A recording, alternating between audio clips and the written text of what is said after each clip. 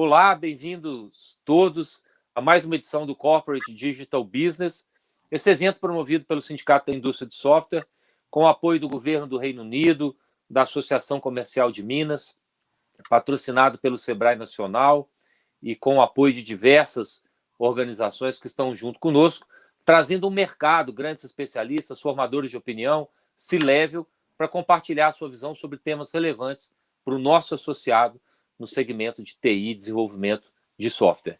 E hoje a gente tem uma satisfação muito grande de estar recebendo aqui o senhor Stefan Bogdan Szalay, ou Stefan Bogdan Szalay, um brasileiro mestre em ciência política, empresário, construiu uma empresa de tecnologia no setor elétrico do zero a uma venda exitosa para um grupo multinacional, foi presidente da Federação das Indústrias de Minas, vice-presidente da Confederação Nacional da Indústria, foi presidente do Conselho de Meio Ambiente também da CNI, participou de organizações internacionais, tem uma relação muito especial com organismos internacionais, com o segmento internacional, empresário.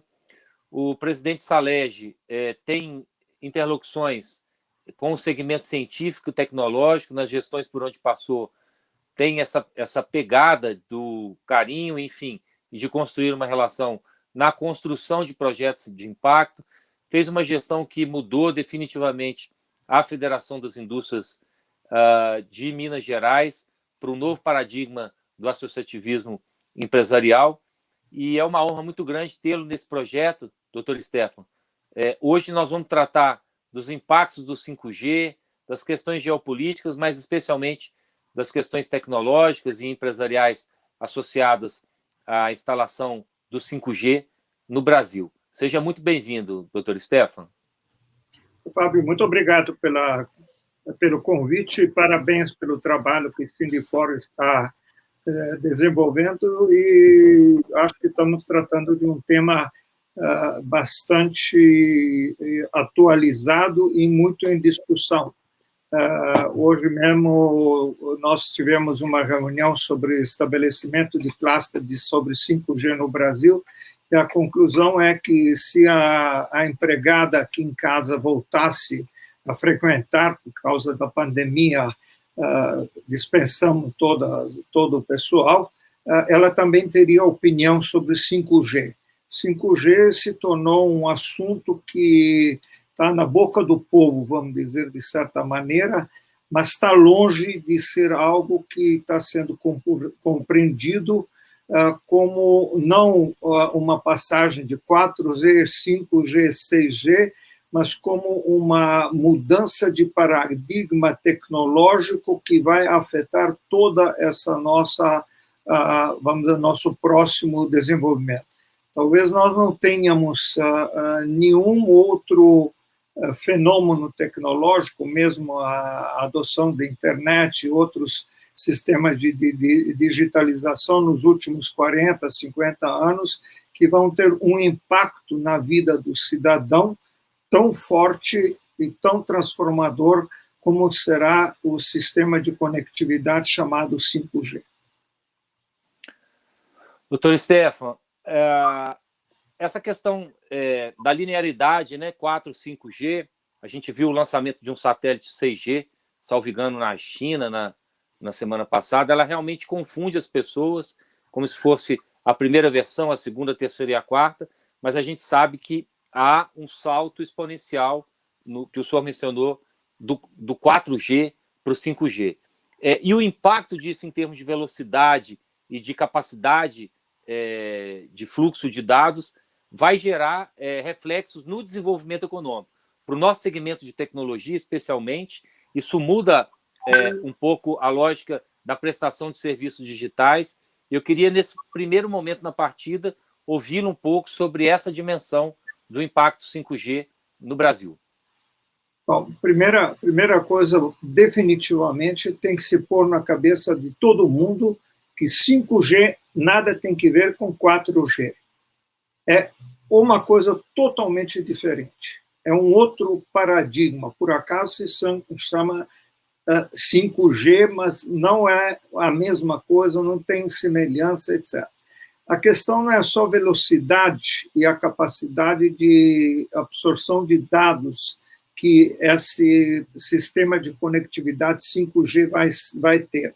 Vai ser muito mais do que novas utilizações, novos usos e ou aperfeiçoamento dos usos que nós vamos ter daqui para frente com a utilização dessa conectividade. Desde automóveis sem motorista, vamos dizer, né, que já conseguem, já estão em alguma implementação, robótica, máquinas totalmente comandadas, vamos dizer, por sistema, por sensores diferentes, etc.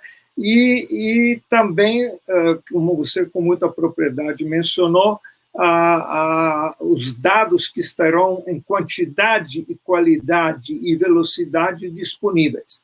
Portanto, nós vamos ter que nos preparar para fábricas diferentes, serviços diferentes que vão ser oferecidos, que essa conectividade vai nos oferecer para a casa na qual nós vivemos diferente, sistema de transportes diferentes, ou seja, nós vamos ter que, vamos dizer, de um lado, adaptar como consumidores resultado dessas tecnologias, e, de outro lado, vamos ter que preparar a mão de obra para essas mudanças. E aí vem uma outra questão também, que é o seguinte: será que nós vamos ser capazes de aproveitar essas mudanças para um novo salto tecnológico, econômico e melhora de qualidade de vida dos nossos cidadãos ou não? Essa é a questão que tem que ser discutida no Brasil. Primeiro, nós estamos, inclusive, aqui em São Paulo, fizemos na USP, juntamos 3 unidades da USP, que é o Instituto de Relações Internacionais, a Escola Politécnica, a Escola de Engenharia, centenária, diga-se de passagem, e o Instituto de Estudos Avançados para fazer think tank sobre a implementação de 5G no Brasil. Ou seja, ser honest broker nas informações, porque nesse momento toda a discussão no Brasil é mais em função de como vai te operadoras vender um novo aparelho, né? Com que você, hoje que tem esse aparelho, tem 40 funções, e a gente não consegue usar mais de 4, 5, né?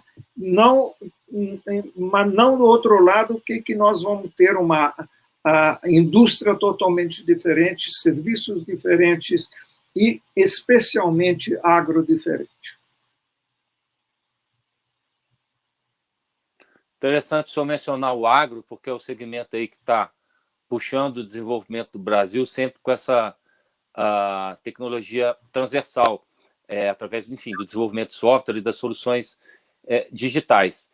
E faz muito sentido isso que o senhor está falando na perspectiva de uma revolução e de novos ecossistemas de negócios, né, ou de novos negócios vindos dessas novas tecnologias e de novas modelagens decorrentes dessa tecnologia que habilita o desenvolvimento de novas soluções. Nesse contexto, doutor Stefano, gostaria que o senhor mencionasse um pouco se há algum impacto no Brasil nessa guerra China-Estados Unidos, a sua visão sobre a possível gestão, né, e provável do governo Joe Biden, se muda um pouco essa lógica da guerra comercial. A gente sabe que o Reino Unido também, com a Vodafone, tem um interesse muito forte no mercado nacional. Então, existe todo um contexto e um conjunto de implicações geoeconômicas que afetam isso. E não nos parece que o Brasil está, digamos assim, com um pensamento estratégico em relação a esse movimento, ou está esperando. Como é que o senhor analisa, qual deveria ser o posicionamento do Brasil, do ponto de vista do seu benefício econômico e comercial e tecnológico nessa guerra que se estabeleceu? Bom, talvez eu volte a um assunto que, nas oportunidades e nas mudanças que vai ter que deixei de mencionar, no qual uma área que você, com muita competência, inclusive profissionalmente, atuou, que é a área de reestruturação e novo modelo de negócios e atendimento na área de saúde. Sem dúvida nenhuma, né, a Covid, que nos levou ao uso maior da telemedicina, com o advento de velocidade, com o advento de conectividade 5G, a telemedicina e toda a área médica será fortemente impactada. Respondendo à sua pergunta, por sinal excelente, pergunta que está vamos dizer, na ponta de língua de todo mundo, eu reverteria um pouco a sua pergunta para a seguinte questão. O que nós somos capazes, na vinda dessa tecnologia, nós vamos ser seguidores, como tem nos qualificado, nós temos condições de desenvolver as tecnologias ou nós vamos ser simplesmente compradores de tecnologia? A primeira coisa é o seguinte, né, eu acho que o seu sindicato tem feito um trabalho extraordinário na chamada evangelização digital, ou seja, que a sociedade que tenha a compreensão e que nos educamos melhor para podermos entender e receber essas tecnologias. Porque, senão, como consumidores, como usuários dessas tecnologias, senão acontece isso que eu falei no celular. Tem 40 funções e as pessoas são analfabetos digitais ou funcionais e não conseguem passar de 5 funções. Então, o que adianta ter 40? A mesma coisa vai acontecer com essa tecnologia, ou seja, nós precisamos ter uma mudança cultural tecnológica para ser entendido, para as pessoas compreenderem, principalmente os policy makers, sejam elas nas entidades de classe, sejam elas empresários, sejam elas o mundo universitário, né?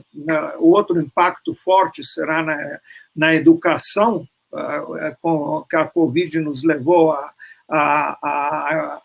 apressou o ensino à distância, né?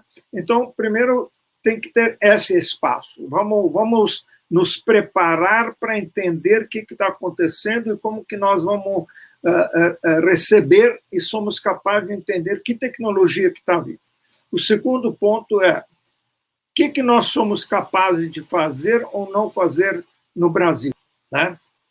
E há um consenso popular no Brasil entre pessoas de alto nível de dirigentes das empresas e dirigentes empresariais, das entidades empresariais, que o Brasil perdeu o bonde para desenvolver a tecnologia de conectividade 5G. Isso é uma das maiores mentiras que estão nos implantando. A revista da FAPESP, da Fundação de Desenvolvimento e Pesquisa do Estado de São Paulo, que é a das mais forte do país, fez um artigo dizendo 5G made in Brasil. Nós somos temos mostrado na área de telecomunicações, até agora, que somos capazes de desenvolver o software que representa 80% da tecnologia da conectividade 5G, ou hardware que representa 20%. Então, talvez ninguém no mundo sozinho está capaz de desenvolver todas as necessidades 100%. Nenhuma empresa sozinha e nenhum país sozinho.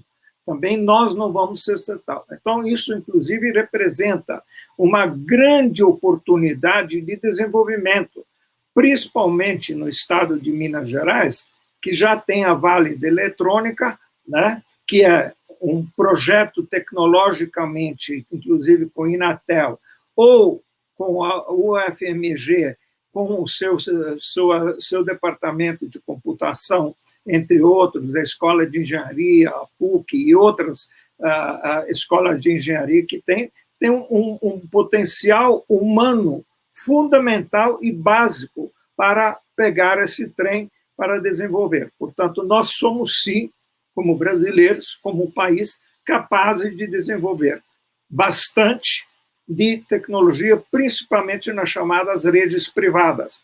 Redes privadas, você tem rede pública, que são as grandes operadoras, e tem as redes privadas, que, por exemplo, a companhia Vale, eu ainda sou do tempo da companhia Vale Rio Doce, né? A Vale, ela é uma rede privada, o Fiat Chrysler é uma rede privada, grandes empresas ou uma cooperativa, por exemplo, de São Sebastião do Paraíso, né, são redes privadas que o Brasil tem, ou no Triângulo, tem grandes empresas rurais que têm todas as condições de usar e tem tecnologia para isso no Brasil.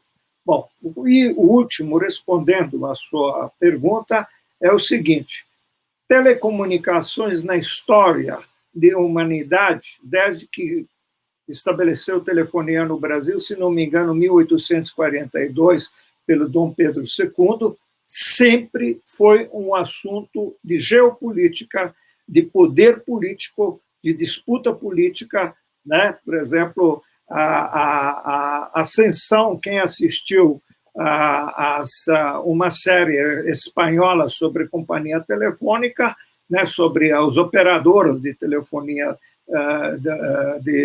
operadoras da telefonia que punham o cabo ali, viu ali que a companhia telefônica na Espanha cresceu porque ficaram ouvindo a conversa dos políticos e participaram do golpe que trouxe o generalíssimo, depois chamado generalíssimo Franco, no governo, né? No Brasil, foi derrubado quando o grande medo das grandes corporações de telecomunicações americanas, que o Brasil vai se tornar um país comunista, era quando o Brizola, em 1960 e alguma coisa, nacionalizou as companhias rio-grandenses de telecomunicações.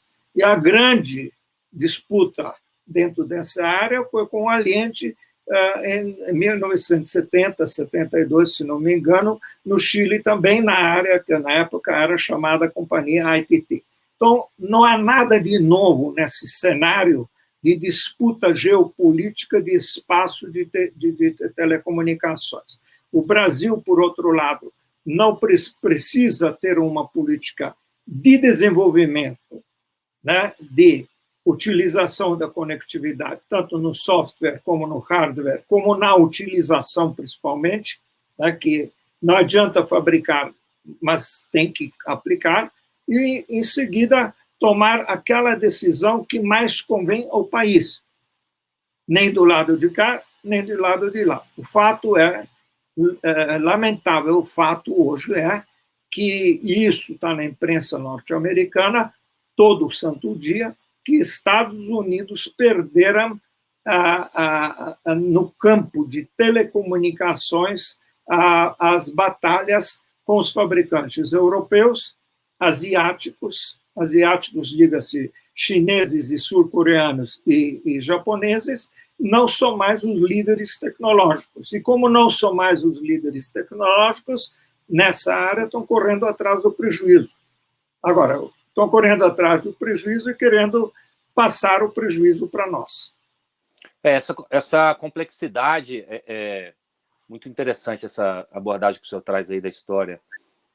Enfim, da comunicação como um ativo estratégico e político, mas há uma complexidade bruta, porque se pensarmos que 90% das operadoras ou 100% de telefonia no Brasil são multinacionais, Ericsson, TIM, a Telefônica, a gente tem talvez a Telemar como uma nacional mais endividada, o desafio de otimizar esse recurso interno se torna maior. E o senhor aponta uma direção bem interessante no nosso papel Sindinfo como think tank, que seria a lógica de promover um debate qualificado de usos dessas tecnologias aplicado à mobilidade, aplicado à educação e à saúde, 3 áreas onde o tema grita, né, de uma maneira muito interessante, já convido o senhor aí para a gente pensar em organizar alguma coisa de qualidade, Minas, São Paulo e com multinacionais, talvez trazendo alguma consultoria também que pudesse nos ajudar de nível internacional, world class, a refletir sobre esse tema. E grandes pensadores do Brasil, o senhor conhece muitos brasileiros aí que têm orgulho do desenvolvimento tecnológico nacional, poderíamos fazer essa reflexão.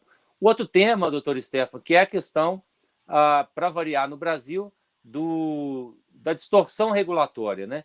Hoje, no Brasil, cada município cria as regras que quer para a instalação das antenas, e há muito mito em torno disso, né? Eu mesmo fui testemunha de um secretário municipal dizendo que as antenas matavam passarinhos, né? As ondas, as faixas eletromagnéticas, elas matavam passarinho, que o 5G era um problema ambiental seríssimo.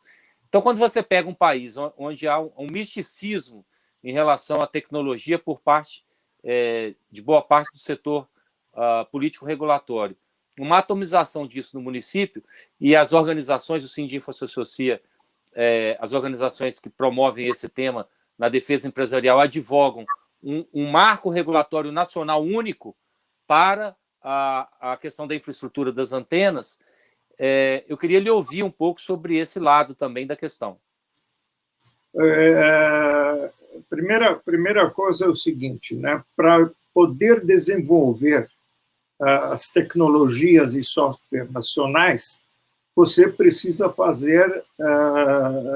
reorganizar os setores que estão atuando nessa área, né? Ou seja, o ideal seria que, nesse momento, nós tivéssemos uma visão macropolítica e lideranças empresariais e políticas que criassem uma Embraer na área de telecomunicações, coisa que não se conseguiu no passado, né?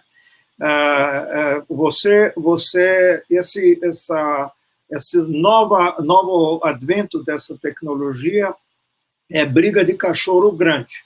Então, não adianta, né? E não adianta as empresas, especificamente mineiras, e o conjunto das forças que têm excelência, às vezes, até tecnológica, tem excelência de pesquisa, e tem até, às vezes, excelência empresarial, né? Se fecharem e acharem que elas vão ser sozinhas, e que vão dar o sucesso sozinhas, porque hoje o tamanho conta.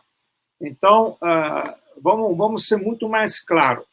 A Santa Rita, Sapucaí e Inatel está fadada à morte, se não se juntar com outros players no Brasil e trabalhar em conjunto, porque não vai ter tamanho nem para a pesquisa, nem para vender essa pesquisa e aplicar essa pesquisa. Outra coisa, Minas Minas tem, você não mencionou entre grandes players, uma empresa que nós dois conhecemos, diga-se de passagem, muito bem, respeitamos eu convivi com o fundador, comendador Alexandrino, e depois com Luiz Alberto, que foi o meu vice-presidente na Federação das Indústrias, que é a Algar. Agora, tamanho da Algar, mesmo com fundo de investimento da Singapura, e com geração de caixa que tem, não é suficiente, por exemplo, para comprar uma Oi. E para ser um player que outros players, inclusive internacionais, que chegaram no Brasil, como Telefônica, por exemplo, ou como a Claro, que é o grupo mexicano, tiveram muito melhores condições do que a Algar para resolver. Então, essa é uma questão que precisa seja resolvida. Nós precisamos nos dar as mãos, ter a visão para criar um novo movimento, um novo momento de tamanho que o desafio requer e precisa. Senão, nós não vamos dar conta. Nós vamos ser absolutamente engolidos, né, dentro de interesses estritamente comerciais ou de grandes operadoras, né, ou de outros interesses que têm nessa história que cada vez estão aparecendo, ou de grandes fabricantes. Então, a questão regulatória, se o município deve ficar mais ou menos, é uma questão de discussão política e pública dentro do interesse público. Nessas eleições, é bom, o doutor Fábio, que você mencionou isso, nessas eleições eu não vi, e acompanhei através da USP isso diariamente, 24 horas por dia, nenhuma discussão de nenhum prefeito sobre essa questão, nem de digitalização, nem de introdução de novas tecnologias. Aliás, o vereador em São Paulo, que era secretário de tecnologia digital do governo Bruno Covas, né, que foi introdutor de poupa-tempo, etc., Daniel Annenberg, perdeu a eleição. Perdeu, e entre outras coisas que eu acho que perdeu, é porque, por exemplo, quando estava discutindo a questão de antenas, ele disse assim, olha, cada vereador quer ter algum pedaço da antena, então a gente não consegue fazer a lei. E eu me lembro, quando eu era presidente da Federação das Indústrias, né, e tive o prazer de ser seu companheiro de trabalho, você trabalhou comigo, você deve lembrar a história, quando nós tratamos da concessão das estradas, que começamos com 0,80 centavos e terminamos em 4,50, porque cada lugar que passava, chegava, um queria comer mais um pouquinho, né? Até que, quando chegou a 4,50, um deputado que era presidente da Assembleia Legislativa de Minas, que depois, por sinal, foi preso, né, disse, olha, esse negócio é melhor do que o cartório. E aí, o que aconteceu? Minas atrasou 20 anos na concessão das estradas. Então, nós vamos ter que ter espírito público, e espírito público tem que prevalecer. Agora, e o governo tem que ter o projeto também de desenvolvimento. Então, a minha pergunta é para você. Minas Gerais tem esse projeto de desenvolvimento digital? Minas Gerais está hoje preparada para assumir a liderança como teve. Internet em Minas foi pioneira. Nós tivemos 174 provedores de internet. Nós quebramos, na época, as entidades empresariais sob liderança da FIENG, quebramos o paradigma de que não podia ter internet para as empresas. Nos adiantamos tremendamente em uma série de coisas. A Telemig celular foi a melhor empresa de telefonia celular. A Minas vendeu ela para assim, até logo, obrigado, não, né? Não tem tal. Então, precisa agora sentar, rearticular totalmente o nosso futuro. A gente vive um tempo de extremismos e polarizações duais, né, onde qualquer tema que surge rapidamente ganha um viés. Mas, fazendo uma ponderação sobre o que o senhor colocou e a pergunta, de fato, sob a liderança da FIENG ali em 2000, no ano 2000, mais ou menos, me recordo que foi o maior projeto nacional com a McKinsey, um projeto extremamente robusto de repensar os clusters tecnológicos e, enfim, de adensamento econômico no Estado. E diga-se de passagem, puxando o tema de cluster para o Brasil. Depois veio uma onda de consultorias e de projetos de outros estados querendo copiar o modelo mineiro que o senhor implementou aqui naquele projeto Cresce Minas, né, que tinha uma característica muito especial. Enfim, nisso que o senhor está falando, inclusive, que tem um rebate, se eu estou entendendo certo, olha aí, o Cresce Minas, um projeto brasileiro, eu lembro, quando ele foi, e foi realmente um esforço gigantesco, uma cooperação internacional, na visão de que sociedades devam ter um projeto estratégico. Então, eu acho que quando alguém aí, digamos assim, cai de paraquedas na sua escuta sem contexto, dependendo da idade ou da ideologia, pode entender que fez bem o Estado de desfazer de tudo quanto é empresa que não cabe ao Estado a atividade empresarial, e se referindo à privatização das telecomunicações. Mas eu entendi perfeitamente a nuance que o senhor está trazendo, que é, inclusive na fala anterior, digamos assim, da ausência clara de um projeto nacional estratégico no que diz respeito ao tema telecomunicação. Eu me recordo muito bem que o senhor tinha relação com a CGE, que era aquele órgão de gestão da estratégia do governo federal, e que presume-se aí hoje, sob a liderança de militares de alta capacidade intelectual, isso de alguma maneira possa estar sendo redesenhado. Mas, de fato, a gente não vê, não sabe se tem ali uma questão de Ministério da Economia versus, enfim, outros órgãos de governo. É importante ressaltar, doutor Stefan, que o Inatel ele criou a Casa 5G com a TIM, lá em Santa Rita, e o Eduardo Ricota, que é o presidente da Ericsson, é um ex-aluno do Inatel também, tem uma parceria muito grande, então o Inatel caminha nesse lugar. Mas, de fato, o senhor resumiu bem, o meio empresarial se resume à questão comercial. E se não houver uma mente ou um conjunto de pessoas e brasileiros refletindo sobre isso, sobre como vamos nos apropriar do dinheiro novo que está na mesa em favor da produção de riqueza no Brasil, livre de qualquer nacionalismo, numa defesa estratégica do Brasil, sob o ponto de vista de valorizar o seu mercado, que é disso que se trata no final, essa sempre foi sua frase, de fato, nós não vamos evoluir. A discussão de regulação ela é muito importante, porque está tendo um atraso muito grande na infraestrutura, então não vai adiantar o governo fazer um leilão maravilhoso, super bem organizado, se na hora que isso aterriza nas cidades não se pode instalar antenas, porque cada vereador, cada prefeito, enfim, e tem uma visão, às vezes, sem esse conhecimento das nuances tecnológicas.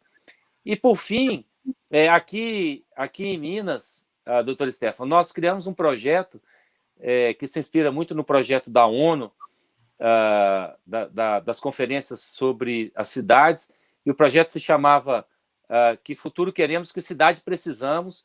Nós construímos uma proposta de cidades mais digitais, mais inclusivas através da tecnologia, com todos os reflexos que isso possa ter em termos de segurança cibernética, LGPD, uso na saúde, na educação, e modelos de mais eficiência na contratação de tecnologia, que hoje se resume ao responsável de TI de uma secretaria. A gente propôs a criação de um comitê de inovação para criarmos termos de referência de contratação licitatória mais amplos. Enfim, de fato, em termos de popularidade, o nível de compreensão das pessoas sobre tecnologia, ele, por razões óbvias, tem limitações por tema ser árido e complexo e, portanto, não tem um apelo eleitoral. Mas, na medida em que nós advogamos, por exemplo, a inclusão de cursos de programação e princípios da lógica e do pensamento matemático nas escolas de ensino fundamental, isso estava na nossa proposta, nós estamos criando um novo modelo de alfabetização digital, porque no futuro o profissional vai ser um médico programador, um advogado programador, um engenheiro programador, e a gente tem que permitir que os alunos da rede pública tenham esse acesso. Então, fiz um voo de pássaro aí nas suas considerações e concordando muito com a falta de visibilidade, digamos assim, para dizer o mínimo, de uma estratégia nacional de telecomunicações que não diga respeito apenas à questão comercial. E eu fico na dúvida, doutor Stefan, se na velocidade que as coisas estão, se mesmo os Estados Unidos perderam essa liderança, se ainda teríamos... O senhor já deu essa resposta, mas eu fico pensando se ainda teríamos como entrar nesse trilho da tecnologia 5G e se apropriar de alguma maneira, de uma maneira diferenciada, como as nações que estão na ponta oferecem. Qual que é a sua opinião aí sobre isso?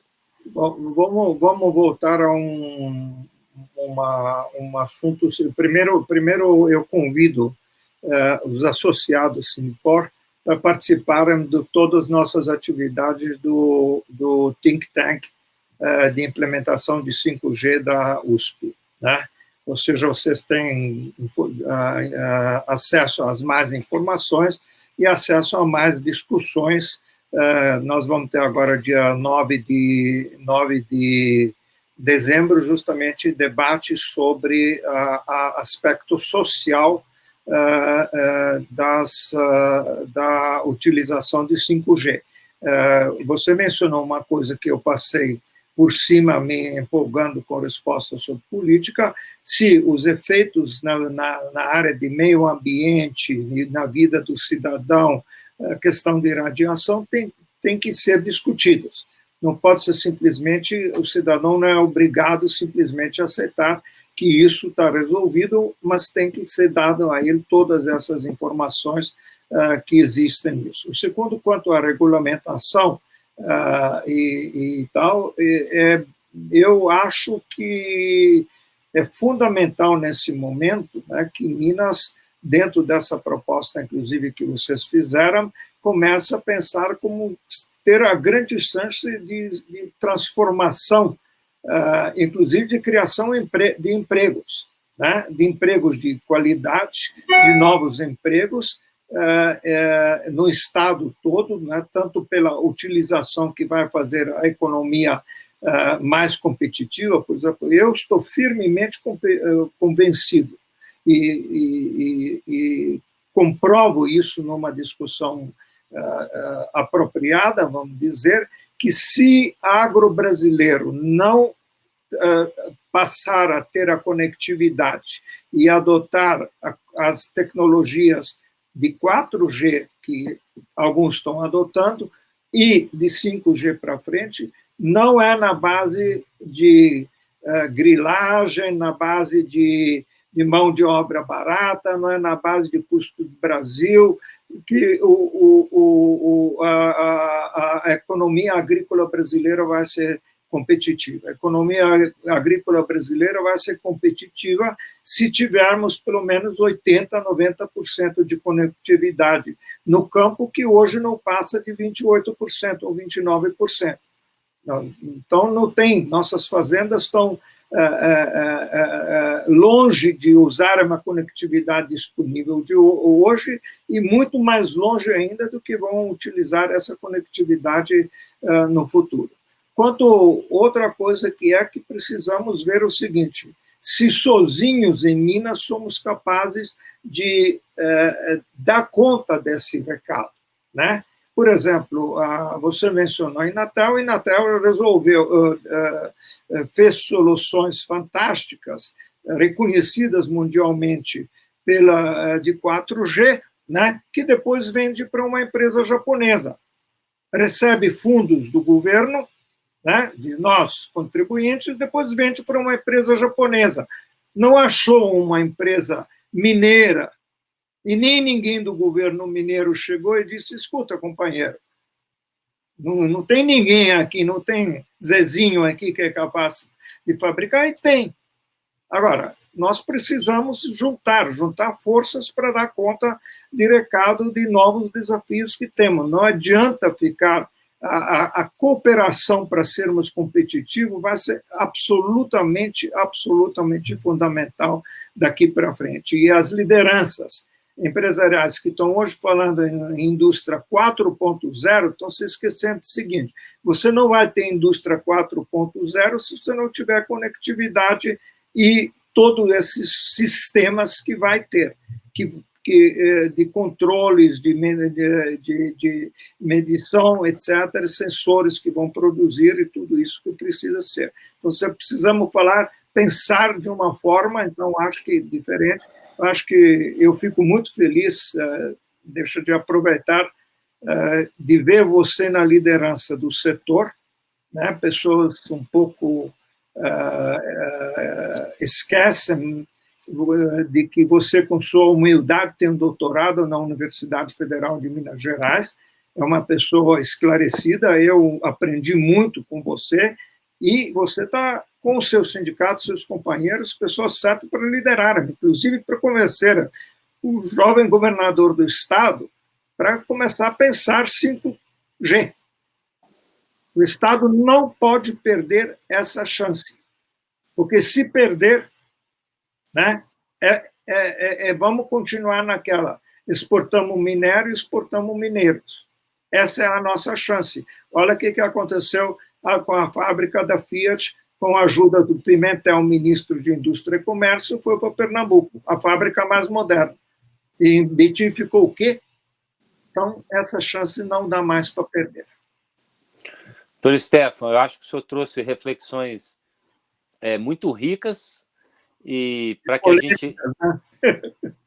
mas o Corporate Digital Business é um fórum exatamente para promover o debate, né? A gente não se alia à lógica do pensamento único, e a diversidade ela é muito bem-vinda e ela nos faz pensar. E, antes de tudo, Minas tem uma base intelectual de pessoas que pensam, que estudam, que se aprofundam. Eu creio que isso certamente ainda existe aqui, né? As oportunidades que eu tive desse desenvolvimento científico aí, o senhor sabe que se deve muito ao seu estímulo e à sua perseverança também de apoiar esse percurso acadêmico, ao que eu sou grato. E aceitamos, sim, esse convite para esse debate ou para essa jornada de reflexão, tendo o senhor como uma referência, como um guia, nos trazendo possibilidades de cooperação, envolvermos aqui na TEL, envolvermos o FMG, enfim, tentarmos criar algum consenso sobre questões estratégicas que estão por vir, para que não sejamos apenas um rebanho comercial nesse mundo de oportunidades. O senhor traz realmente a própria questão da conectividade no campo e o questionamento que as entidades devem fazer sobre o grau de disseminação desse acesso, porque não tem nenhuma dúvida que, e sobretudo para nós, isso é muito claro, do setor, isso multiplica PIB, né? Isso cria valor, isso gera riqueza e são questões que toda a sociedade tem que estar envolvida. O debate é extremamente técnico, mas extremamente relevante. As suas considerações foram extremamente importantes e bem-vindas. E vamos continuar, quem sabe aí a gente aprofundando até uma cooperação especial no nível do think tank para os impactos do 5G em outras questões. Já fica esse convite e a gente desdobra. Muito obrigado pela sua gentileza, pela sua capacidade intelectual, pela sua transparência e assertividade. Ela é muito bem-vinda. E deixo aí para suas palavras finais, doutor Stefan, com o nosso agradecimento. Eu que agradeço muito essa oportunidade e não temos muito mais de discutir. Eu acho que começar uma discussão que tem um plano chamado Minas 5G liderando o processo no Brasil. A base técnica tem, a base política tem, gente, que é a coisa mais importante, tem, agora precisa criar as alianças e pegar essa bandeira tanto pelas entidades empresariais, como que é o caso, especificamente o seu caso, como pelo próprio governo. Então, acho que Minas 5G. Muito obrigado. Obrigado, doutor Stefan.